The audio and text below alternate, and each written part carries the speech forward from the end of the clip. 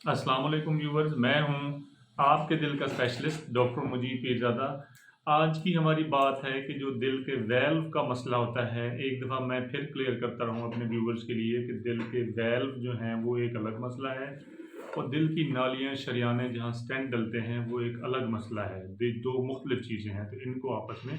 Mix नहीं करना, confuse नहीं करना। तो जो दिल के वेल्व का मसला होता है, जो 2 दिल के बड़े खाने हैं, उनके मतलब एक छोटा, एक बड़ा लेफ्ट साइड का, एक छोटा, एक बड़ा राइट साइड का, जिसको एट्रिया और वेंट्रिकल कहते हैं।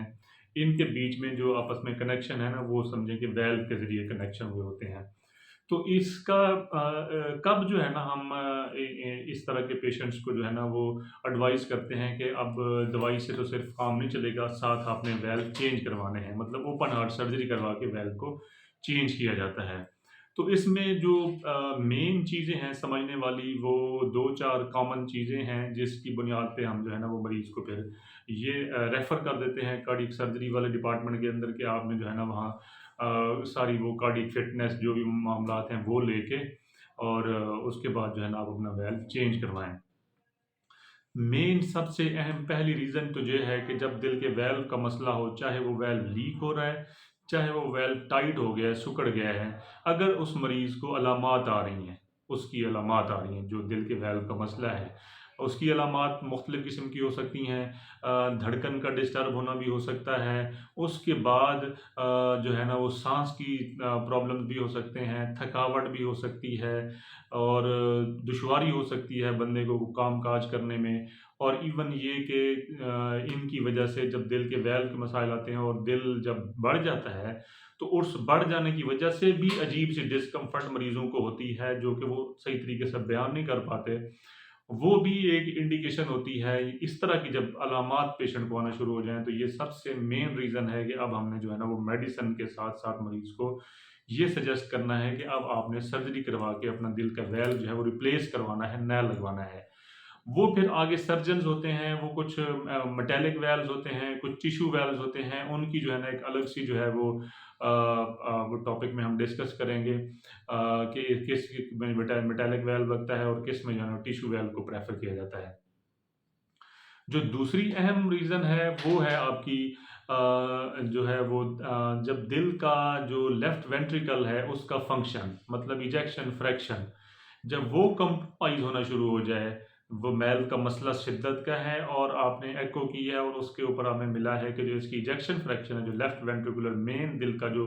पंप है, वो अगर मुतासिर हो गया है, कितना 50% से कम अगर वो आ जाए, एको के ऊपर हम उसको देख लें, ऑब्ज़र्व कर लें, तो ये भी एक स्ट्रॉन्ग इंडिकेशन होती है कि अब हमने मरीज़ को सिर्फ़ दवाइयों पे नहीं चलाना, अब हमने मरीज़ को एडवाइस करना है कि वो अपना जो है वो रिप्लेस करवाए वेल्व और कार्डियक सर्जरी डिपार्टमेंट की तरफ उसको रेफ़र किया जाता है।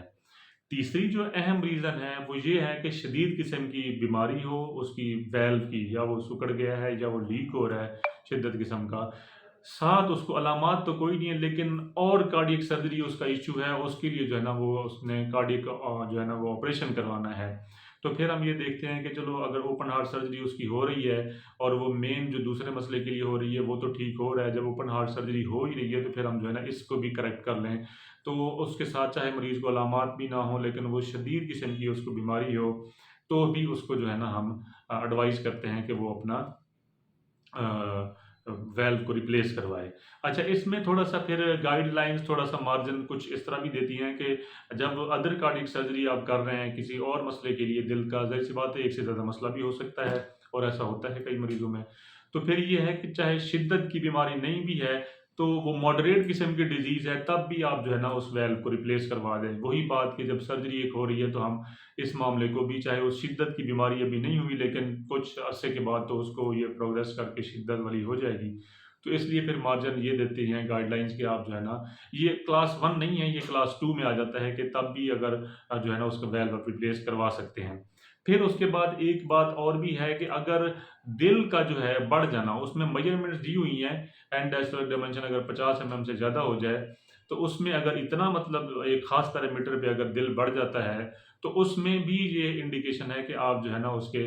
वाल्व की ऑपरेशन की तरफ लेके जाएँ और उस वाल्व को रिप्लेस करवाएँ। उम्मीद करता हूँ कि ये वीडियो आपके लिए बड़ी मालूमाती होगी। आखिर में मेरा वही पैगाम कि आप अपना ख़्याल रखें, अपने करीबी लोग का ख़्याल रखें। सबसे पहले सेहत। अस्सलामु अलैकुम।